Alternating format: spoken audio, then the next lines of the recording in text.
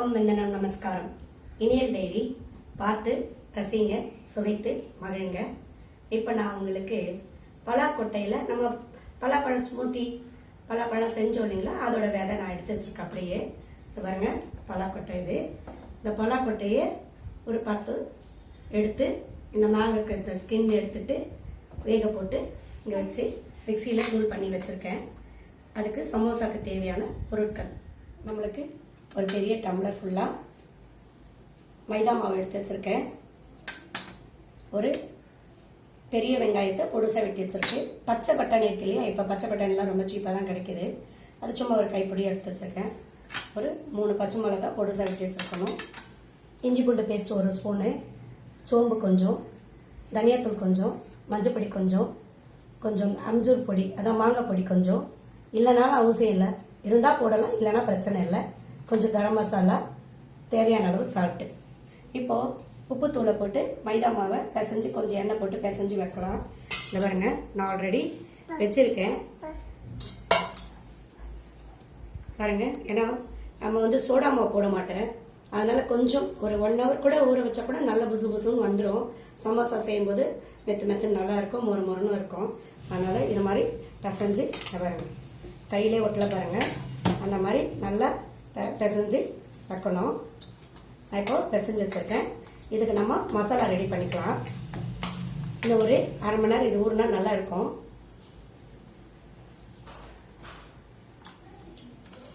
இப்போ பாருங்கள், கேஸ் பற்ற வச்சு நம்ம எண்ணெயை ஊற்றி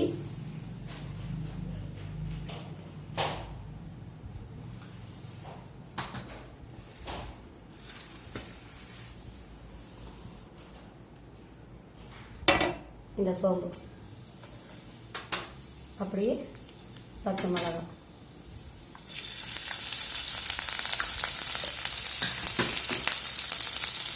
வெங்காயம்,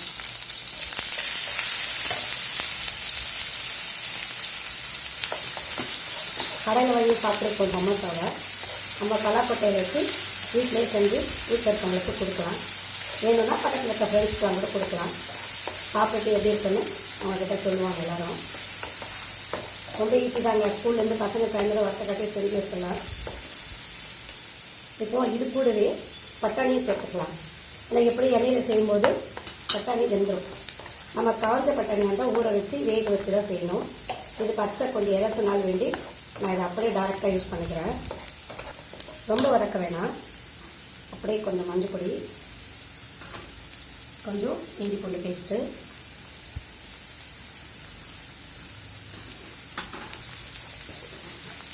தனியாத்தூள்,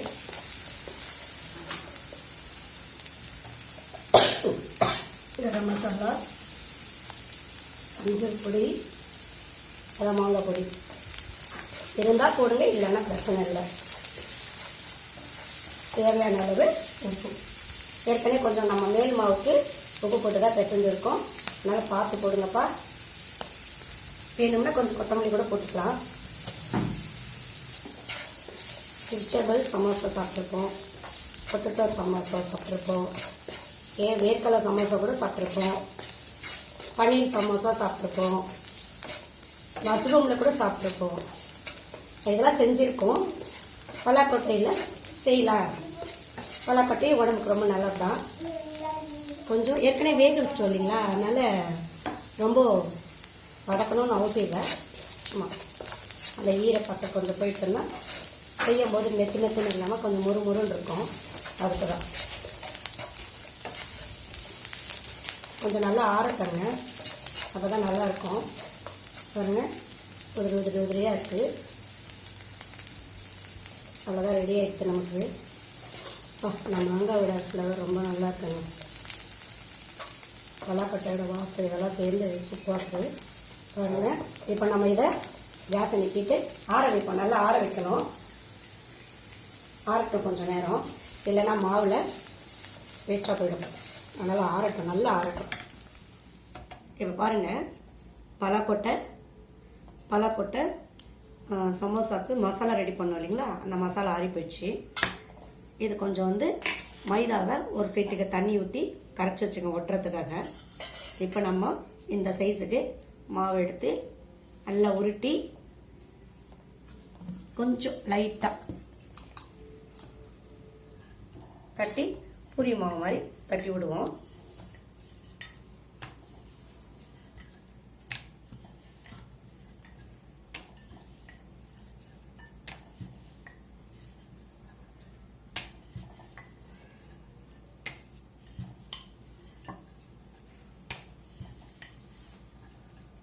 பாருங்க, எல்லாம் ஒட்டாமல் எவ்வளோ அழகாக வருது.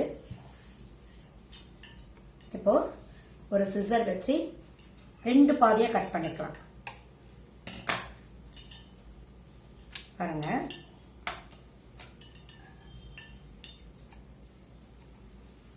ரெண்டு பாதியாக கட் பண்ணிக்கலாம். நான் சின்ன சைஸ் சமோசா தான் செய்ய போகிறேன். இங்கே பாருங்க, இதை இப்படி ஒரு ஃபோல்ட் பண்ணிக்கோங்க, இப்படி ஒரு ஃபோல்ட் பண்ணிக்கோங்க. ரொம்ப ஈஸி. இதை இப்படி ஃபோல்ட் பண்ணிக்கோங்க. இங்கே கொஞ்சம் ஓப்பன் விழாமல் கையில் இப்படி அழுத்தி பிடிச்சிக்கோங்க. சரிங்களா? இப்போ பாருங்கள், நமக்கு தொப்பி மாதிரி இருக்கும். அந்த காலத்துலலாம் பொட்டலெல்லாம் இப்படி தான் கட்டி கொடுப்பாங்க. இப்போது நம்ம இதுக்குள்ளே கொஞ்சம் பலாக்கொட்டை மசாலாவை உள்ளே வைப்போம்.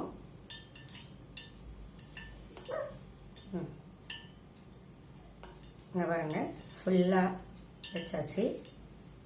கொஞ்சம் மடிக்கிறதுக்கு நமக்கு இடம் வேணும், அதனால் இன்னும் கொஞ்சம் வச்சுக்கலாம்.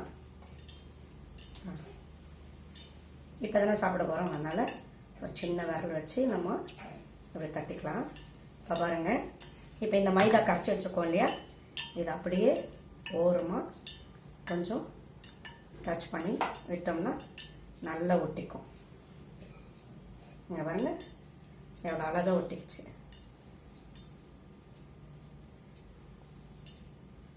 உங்களுக்கு பெருசாக வேணும்னா பெரிய சைஸில் பூரி மாதிரி தட்டினிட்டு சுட்டிங்கன்னா பெரிய சமோசா வரும். எனக்கு வந்து சின்னதாக வேணுன்னா வேண்டி நான் சின்ன சமோசா போட்டிருக்கேன். இப்போது இன்னொரு ஃபோலு.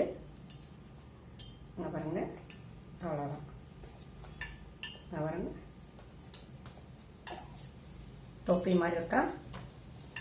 இப்போ நம்ம இதுக்குள்ளே கொஞ்சம் பட்டாணிலாம் மிக்ஸ் பண்ணி பலாக்கொட்டை மசாலாவை உள்ளே டிப் பண்ணிடலாங்க.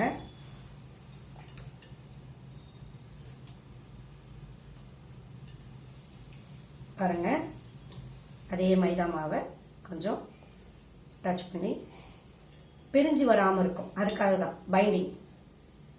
இங்கே பாருங்க,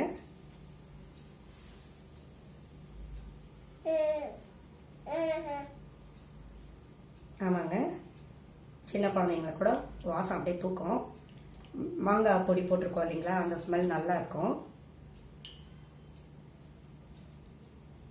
அவ்வளோதாங்க, சமோசா ரெடி. இதெல்லாம் ஒரு பெரிய விஷயமே இல்லை. எவ்வளோ கடையில் வாங்கி சாப்பிட்றோம், கொஞ்சம் ஒரு நாளாக வீட்டில் செஞ்சு சாப்பிடுவோங்களாமே. இதே போல் நான் கொஞ்சம் நிறைய செஞ்சு வச்சுருக்கேன். நம்ம ஒரு கப்பு போட்டோம் இல்லைங்களா மாவு, அந்த கப்பில் போட்ட மாவுக்கு இத்தனை வந்ததுங்க. பாருங்கள், ஒரு 4 பேர் சாப்பிட்ற அளவுக்கு இருக்குது. கொஞ்சம் பெருசாக எங்கள் வீட்டு பிள்ளைங்க வந்து ஒவ்வொருத்தரும் ஒரு மாதிரி, அவங்களுக்காக கொஞ்சம் பெருசாக போட்டுருக்கேன். மீதியெல்லாம் சின்ன சைஸில் போட்டிருக்கேன். நம்ம கேஸ் பற்ற வச்சு எண்ணெய் ஊற்றி பொரிக்க வேண்டியதுதான். பாருங்கள், நான் ஏற்கனவே சொல்லுவோம் பாருங்கள், இப்படி வச்சு பார்த்தா ஆவி வரும் அப்படின்னு. சூடு ஆவி வந்துச்சு பார்த்தீங்களா, கொஞ்சம் எண்ணெய் நமக்கு. பாருங்கள், ஆவி வந்துருச்சு ஃபுல்லாக. நான் சொன்ன ஆவி எண்ணெய் ஆவி, நீங்கள் பயந்து போயிட போகிறீங்க. இப்போ நம்ம ஒன்று ஒன்றா விடுவோம். பாருங்கள், என்னதான் நம்ம கடையில் வாங்கி சாப்பிட்டாலும் வீட்டில் சாப்பிட்ற வழி வரவே வராது. நல்ல எண்ணெய் காஞ்சி போட்டோம்னா கொஞ்சம் வாசமும், எண்ணெய் அவ்வளோ பிடிக்காது, அதனால தான். எண்ணெய் காயாமல் போட்டோம்னா எண்ணெய் இழுத்துக்கும் சமோசாவில்.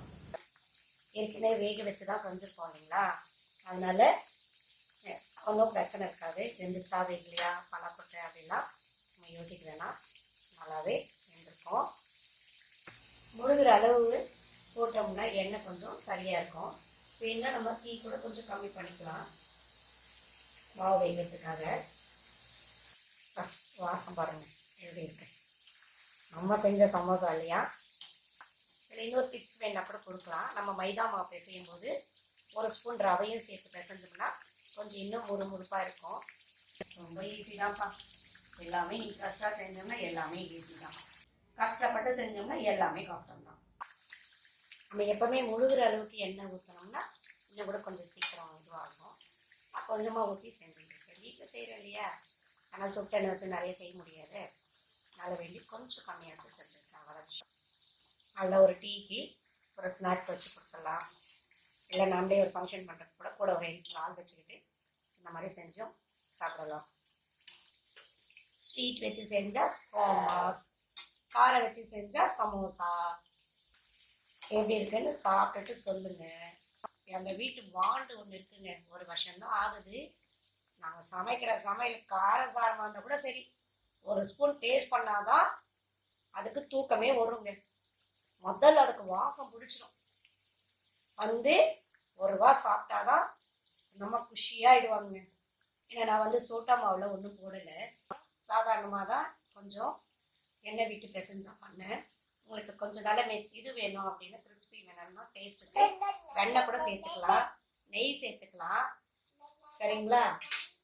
இப்போ நான் சுட்டேன் இல்லைங்களா, இந்த முதல் சமோசாவை என் வீட்டு வார்டு தாங்க ஃபஸ்ட்டு 1 வயசு தாங்க ஆகுதுக்கு. அதுதாங்க முதல்ல இப்போ எடுத்துக்கிட்டாங்க சமோசாவை. இப்போ பாருங்கள், பலாக்கொட்டை சமோசா நம்ம ரெடி பண்ணி வச்சிட்டோம். அது தொட்டுக்க நான் கொஞ்சம் பசங்களுக்காக டொமேட்டோ சாஸ் வச்சுருக்கேன். பெரியவங்க யாருனா சாப்பிட்னா புதினா சட்னி கூட செஞ்சு சாப்பிட்லாம், ரொம்ப நல்லாயிருக்கும். இல்லை வெறுமனையும் சாப்பிட்லாம். உங்களுக்கு பிடிக்கும்னு நினைக்கிறேன். உங்களுக்கு பிடிச்சிருந்தா இனியல் டைரிக்கு சப்ஸ்கிரைப் பண்ணுங்கள், லைக் பண்ணுங்கள், ஷேர் பண்ணுங்கள், கமெண்ட் பண்ணுங்கள். மறக்காமல் சப்ஸ்கிரைப் பண்ணுங்கள். பண்ணாதங்க பண்ணுங்கள், ஃப்ரெண்ட்ஸ் கிட்ட சொல்லுங்கள். குறை எதுவாக இருந்தாலும் நீங்கள் கமெண்ட் பண்ணுங்கள். அப்போ தான் எங்களுக்கு தெரியும்.